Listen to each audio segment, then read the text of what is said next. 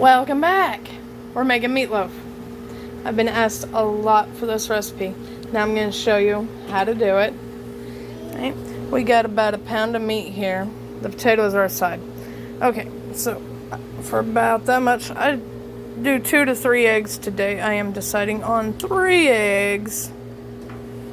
Get all that goodness in there. Alright. And I've got everything laid out for you. There will be brown gravy. Calm down. That would be my husband complaining about brown gravy. I have a handful of green bell peppers. Get in there. Oh, one's not wanting to come out. I want every one of those in there. Okay. I have about a handful of red bell pepper. That's how I got vegetables into my children. Alright, there's that one. Oh, I got lazy on chopping onion, so we're going to do minced onion. Nothing wrong with taking shortcuts, especially if you're a mom. Y'all know what I'm talking about. I'm going to get quite a bit in there, because the onion also flavors it. And I usually dice up like a whole onion and put in here. But I don't have time. I'm already late on getting dinner served. Of course, your salt. Not too much. Some pepper. Pretty much till my ancestor says that's enough, child. One more. Alright. This right here is about a tablespoon, maybe a little less, of sage. Yeah, that's kind of my grandma's thing. My grandma put sage in hers, and that's what I did, and it just really gives it flavor. Parsley flakes. And all these flavors really just go well together. And your kids are going to love this recipe. Alright. Some cilantro. You don't want to use too much cilantro, it'll give it a wang. Just a little bit around. Okay, alright, now we're gonna get weird. This is not just gonna be your old-timey meat in a shape. No. This is going to be straight full of flavor. We have a little bit of mustard. That's enough. Just a little bit. Gives it a little bit of a zang. But we can't stray away from the whole meatloaf. We got ketchup. Oops. I thought it was down. Ah! Squirt. Okay. Now, for y'all watching, y'all might actually lose your marbles on this, because I've never seen anybody else do this. Alright. Honey. I put honey in my meatloaf. I actually cook with a lot of honey. Honey also goes in my homemade spaghetti sauce, which I will make a video of. Stop. Eventually, next time I make spaghetti, I will try to make a video of it. Okay, I believe that is it for now. What you'll do is you'll mix up this. Looks like a mess. Mix it up until it's all mixed up really, really well. And then you'll add these bad boys. Italian style breadcrumbs. I will pause the video and come back when I'm adding the breadcrumbs. Welcome back. Our meat mixture is all mixed up. It is a little bit wet, so we're probably going to be using a lot of breadcrumbs, which that's what. Oh, excuse me, I got the hiccups. That is fine. I'm going to grab my drink of water over here real quick. I haven't had nothing to drink today. Alright. And some of y'all, my friends that watch this, y'all already know my stove don't work. When my stove does work, I usually cook this up in a muffin pan. So everybody gets their corner piece. Everybody gets their own piece, and it cooks much faster. For moms, we need faster. But my stove don't work. So I'm going to patty these up like hamburger patties, throw them in a skillet, fry them up, still going to be good. you do what you gotta do. Alright, we got our breadcrumbs. We got our meat mixture.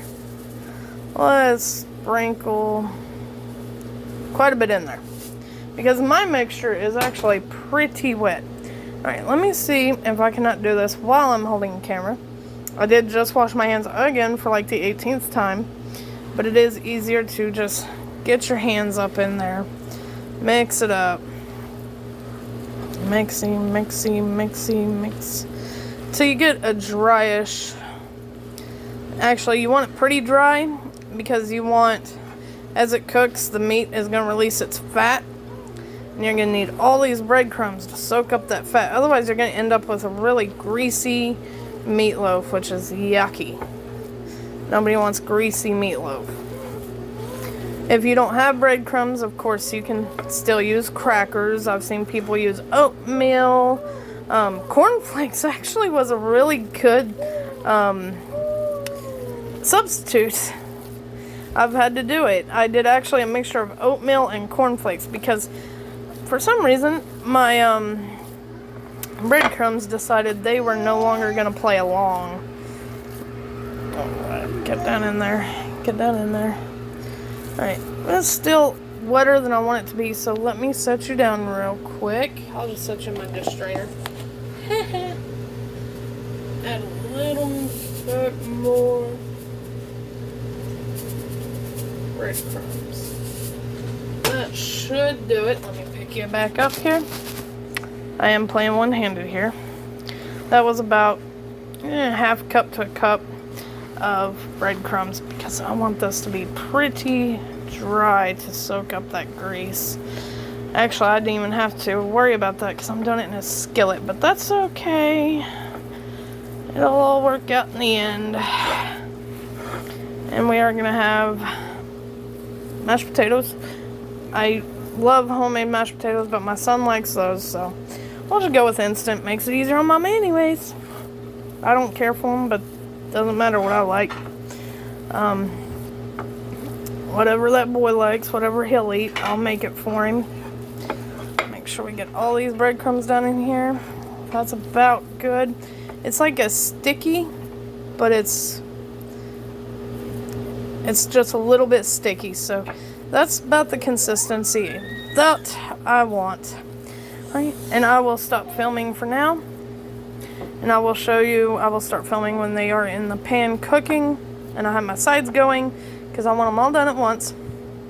We can't have one part cold and, oh, got some breadcrumbs there, and another part hot. So I'm going to pause this, and I'll be back. Back to recording. Okay, we're back. I got some of the meat. I patted it out like that. I will be covering it in a minute if I have a lid. If not, I will use a pizza pan. That way the heat will roll over onto the top and they'll cook evenly. What I did is I made handful of balls, and I mushed it, but I did not mush it flat. As you can see, they are still quite fat, because they are loaf still. Oh, excuse me, I had been away for that one. And then I have some Fiesta corn over here, which I don't know why that is not on low. I'm just trying to keep that on low, because that's going to cook throughout the entirety of this, so all those flavors of the peppers and the Fiesta corn and the butter get all incorporated into there. These things are making some noise. They are on medium low. I'll move it every now and then if I feel like it's cooking too fast or cooking too slow.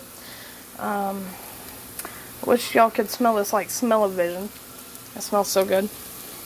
Oh yeah, that's the stuff. Let me see.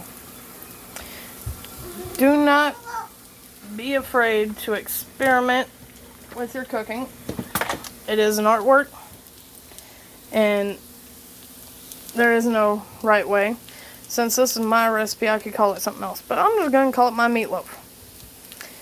I never liked meatloaf as a kid. I hated it. Couldn't stand it. I thought it was flavorless and dull, especially after my brother told my grandma to not put onion in it. It was just meat with ketchup. Boring. But so I decided to make my own when I got older, and I wanted it healthier, so I added the peppers, and of course I always had a lot of onion. I got lazy this time. And added my favorite spices, and I tweaked it, and I made lots of meatloaf before I got it the way I wanted it. I usually put garlic in it, but my son did not like my garlic and threw it in the dog water, and I haven't bought any more yet, so normally there is a little bit of garlic in it. I'll put a lot of garlic in all of my cooking. Let me see. But I'm going to cover these, and when I get them done, and that's water for potatoes, corn. Oh, I need a pan for gravy. Let me get that started, and I will be back. Oops. Yeah, I had it on high, on the medium, and I thought my son had something in his mouth. So I left my food to chase down my toddler to see what was in his mouth. It ended up being nothing. It's showing on his tongue, but I come back and oops, that's okay. That's okay because I'm sure it still tastes good, but I do have it on low because we have one side scorched and it is not cooked all the way through, and we need it cooked all the way through. It's alright, we will make it work. I got the gravy right there. The corn's still bubbling and it's butter and yum yums. Yeah. I have a thing with peppers. Making your food colorful, which I didn't mean this colorful, but my husband's gonna love it. He likes it burnt. But I'm going to get these potatoes going because the water is boiling, and I'll be back. Okay, we are back. These are the last 4. I already flipped them because I had to go to the bathroom and I wanted to make sure I didn't scorch them. I did turn off the corn, and it's looking lovely. I put a lid on the taters to keep them nice and hot. And over here, I put what's already cooked in there. I've got to clean that thing out. I got to clean this whole place. I will get to it eventually. There will be time in the day. This is the gravy mix in water already mixed up. I like to make sure it's well mixed before I even turn the fire on it, which I will do that soon. We still have some pink there on the sides, which I will flip these back over in a minute. Make sure they get done all the way through. I flipped them early, but that's okay. And I will be back to show you my plate. This is my meatloaf, my corn, my taters, my daughter's plate, my son's plate. He's already made a mess of it. But thank you for watching. Like and subscribe for more recipes and fun stuff.